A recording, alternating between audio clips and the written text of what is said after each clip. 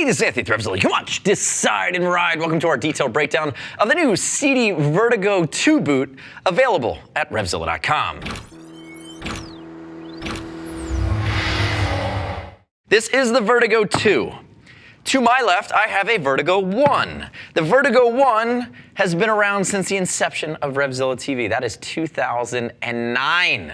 It has been a stalwart, a staple. I consider it to be a hardcore sport riding full height boot, which really stretches into, I'm going to say, beyond the entry level of the track. You could do track days in the first Vertigo, and we saw many riders do that over the better part of a decade. The Vertigo 2 stands on the shoulders of what they know about the Vertigo 1. They essentially haven't changed the cost, and now they've kind of taken that leap forward, made some refinements and upgrades that allow it to feel more like 2018, which we're big fans of. Now, at the time that we're shooting this, we don't have a Vertigo Air, we don't have a Vertigo Waterproof. I would imagine that for around the $270 mark at the base for this guy, we're going to see those other iterations come down the pike. Now, I'll tell you from a cost perspective, in 2009, we saw $250 to $275 for the original Vertigo. Vertigo 2 now comes in just under the $300 mark. So you're really looking at an incremental cost increase of $20 and getting a bunch of improvements. That's probably inflation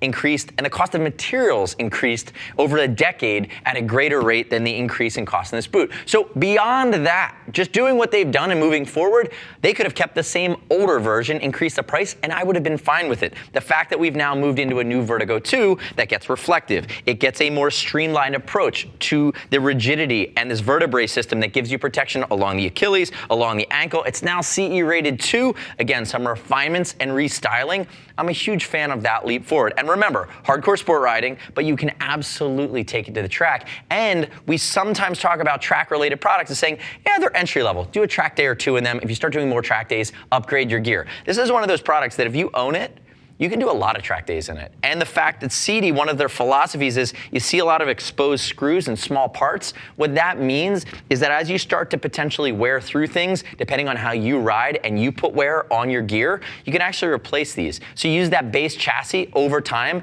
and then you kind of just keep it updated, keep it fresh, and replace the consumables as you go. Now, quick note on sizing. No issues on the sizing. CD is a European company. It's been making boots out of Northern Italy for a really long time for the American market. Use a size chart, no issues there. Now, diving into the boot itself, I will tell you that we work our way from the sole up. It is a sports style sole. You're gonna see that flexible enough to give you great tactile response when your toe is on the foot peg, but ultimately, it's more aggressive, more sport. It's not an everyday riding sole. You do still have this vent along the side that's going to produce ventilation even for the non-vented or non-perforated version. Streamline the front styling here. You can see it's still a DuPont polymer coated shift panel, dual recess stitching done in TPU to give you wear protection. And the whole upper of the boot is really going to be microfiber. It's vegan. It is a synthetic layer, or it's a synthetic leather rather. And they do that for weight savings and basically a pristine uniformity through the boot. When you have natural or full grain leather, you're going to have different issues with that leather or different imperfections based on the animal it came from. When you use microfiber, everything is uniform and pristine, so it's actually stronger and more consistent. Working our way up, now you see some of the changes, and I don't have a right boot to show you, but you can see here the bellows are different. It's just a slightly different layout. We work our way into the side. Now you have this updated vertebrae system that's now reinforced with carbon. You still have screws for replaceability. Now, if I compare this in category to something like the Alpinestars SMX6, I'm going to see the SMX6 protection scheme connect this ankle joint down into the boot. That's something it doesn't do. The other thing in reference to that SMX6, which would probably be its closest competitor, is going to be this micrometric ratchet. On the previous version, it was a different version of the ratchet. It's alongside the back of the boot. On this version, it's now on the lateral side of the boot up here towards the top.